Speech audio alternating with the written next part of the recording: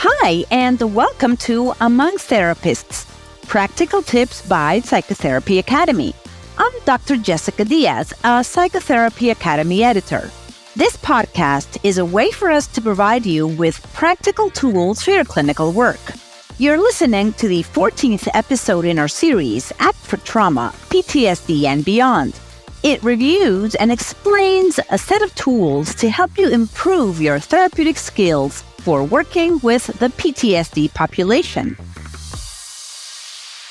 In this episode, we delve into the pivotal role of committed action within acceptance and commitment therapy, or ACT.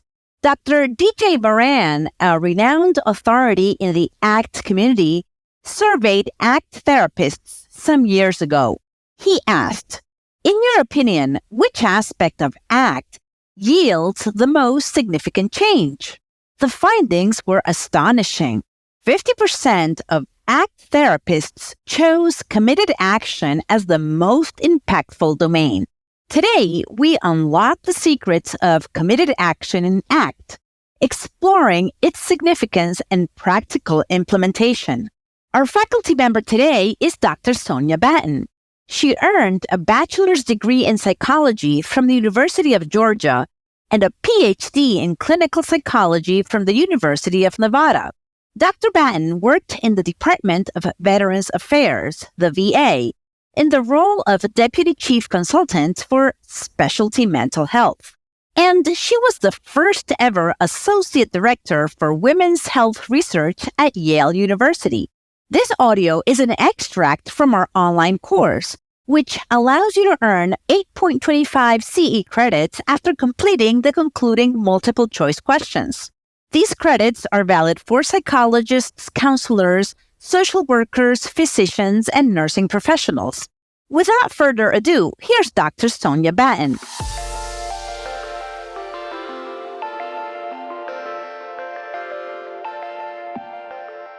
I'm going to go into a little more detail introducing the ACT model of treatment with a focus on trauma.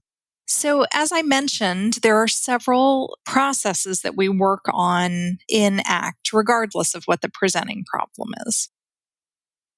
First of all, acceptance. When we talk about acceptance as it relates to trauma, that can mean acceptance of current experiences, thoughts, feelings, memories, the current situation, as well as acceptance of historical events. And acceptance is seen as the antidote to experiential avoidance. We work on defusion, which is seen as the antidote to the cognitive fusion. So that means being able to take a step back from thoughts about self or others that may not be helpful anymore in the current context.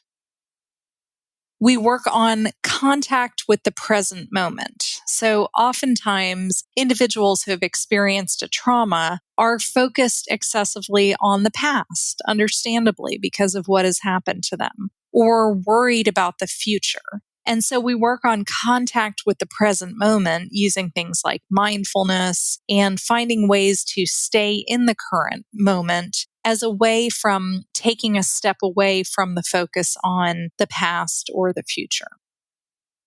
We also work on identifying the self as the context. So the self, some experience of the person's own self as a container for thoughts, feelings, memories, bodily sensations, etc. Oftentimes people who have been through traumatic events come to be defined by those traumas, and it becomes part of their identity. And so what we work on doing is not taking those experiences away from the person in any way, but seeing that there is a broader part of themselves that is the context for holding all of those experiences, but without being defined by them. We also work on values. So, especially if somebody experienced trauma quite a while ago and they've gotten into that cycle where they're, sort of frequently moving away from things instead of moving toward things, they may have a lack of clarity about their own values and what's important to them. And so there's a lot of important work to be done around reclaiming one's own values. And often there's a connection to the pain of the trauma that helps provide some really important information about what is important to the individual. Finally, the remaining work of therapy becomes focused on committed action. So when somebody's been stuck after a trauma, they may be in a cycle where there's a lot of inaction or a lot of impulsive choices or avoidance. And so instead, what we focus on is making and keeping commitments to actions that are in line with the person's values. And that may be around self-care, it may be around relationships, it could be in any domain of life, but that's focused on helping the person move forward, not just move away from their trauma. And so when we think about structuring trauma treatment, within ACT, there's no set number of sessions. It really depends on the individual, the severity of their symptoms, how long they've been having these problems, the level of comorbidity. And we really start with an ACT-based informed consent. And what does that mean? It means not just the regular informed consent, which you would still do around privacy, confidentiality, etc., but also talking a little bit about what makes ACT different from other treatments. And part of that is that the goal of ACT is not necessarily for symptoms to go down, but for your life to improve. And so that means that what we'll be doing together may sometimes be frustrating because it won't be as focused on immediate relief, because instead there's perhaps some harder work to do about moving life forward, not just about feeling better in the moment. You may choose to begin each session with a mindfulness exercise. As I mentioned, there is that attention to focusing on the present moment. And so starting the session with a mindfulness exercise can be really useful, not just for the client, but also for the therapist. We're often running from session to session. And so starting with brief mindfulness can be centering for both people. With trauma survivors, especially for those who have had an interpersonal violence experience, I generally don't start with breathing exercises. I generally don't start with closed eyes mindfulness exercises or even body-focused awareness exercises to start with, because they can end up being triggering. So you may not ever choose to do those with trauma survivors, or if you do, you would want to make sure that you've worked on other coping skills with the individual first.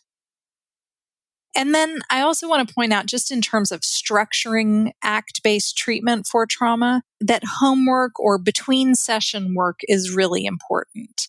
We're really upfront with the client about the fact that whatever we do here in this 50 minutes or this hour can only go so far. What's going to be more important is, in fact, what you do between sessions. And so one way of thinking about structuring that homework process for maximizing that between session improvement. And again, you don't have to use the word homework. Sometimes just that word is triggering for some people if they had a bad experience with school. So you can talk about it in terms of practice or between session commitments or whatever word you and the client want to use. I'm just using homework for the sake of describing the process here. So structuring that, you can even break it down into these steps. So first, the client and therapist collaboratively identify behavioral targets to be met by the client before the next session or within a specific time period. And then the client and the therapist work together to identify potential barriers to committed action that are likely to arise and could get in the way of accomplishing the target behavior. And they develop strategies to address those behaviors in the service of successful committed action. The client makes a commitment to follow through with the identified behavioral targets. I often recommend writing them down together so that it's clear what that commitment is. The client in between sessions either does or doesn't follow through with the planned behaviors. Really, from an ACT perspective, it doesn't really matter if the person does or doesn't follow through, because you're going to gain information either way. So in the next session, the therapist follows up to determine whether the client successfully accomplished the homework assignment. And if the client followed through, great. Then the therapist works to help make sure that the client is aware and in contact with the natural contingencies of how that behavior turned out. Or, like I said, if the client didn't follow through or only did so partially, that's okay too, because then the therapist helps the client assess what the barriers were, and together they make a plan to overcome those barriers in the future.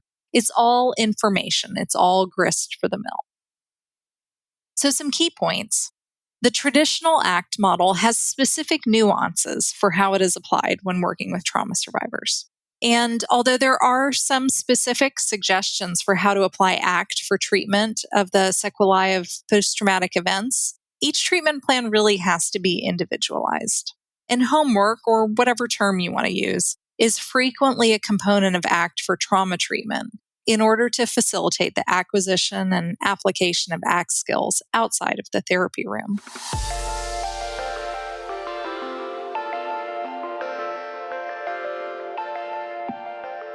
Okay, so that was Dr. Sonja Batten providing valuable insights into the world of committed actions in ACT.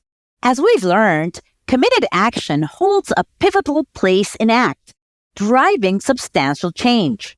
Dr. Batten underlines the importance of focusing on behaviors aligned with the client's values and goals, emphasizing constructive actions rather than mere avoidance.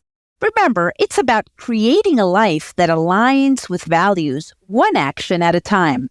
As you embark on this journey with your clients, consider the smallest actionable steps to build success. Dr. Batten explained how therapists and clients can collaborate in choosing and pursuing these committed actions.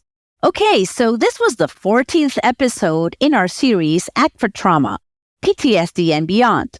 If you want to know more, you can enroll in our course and earn 8.25 CE credits on completion. If you're a psychologist, counselor, social worker, physician, or nursing professional, these credits are accepted by your professional board. You can click the link in the show notes to learn more about accreditation and the course. This is an on-demand course, and all modules are available in multiple formats. You can watch videos, listen to audio, and download PDF transcripts. You can also access exclusive content that isn't covered in this podcast. If you've benefited from this podcast, please help us spread the word about it by leaving a review on Apple Podcasts and sharing it on your social media. We're so grateful for your support. Thank you for listening. This was Dr. Jessica Díaz. See you soon for another episode. Bye-bye.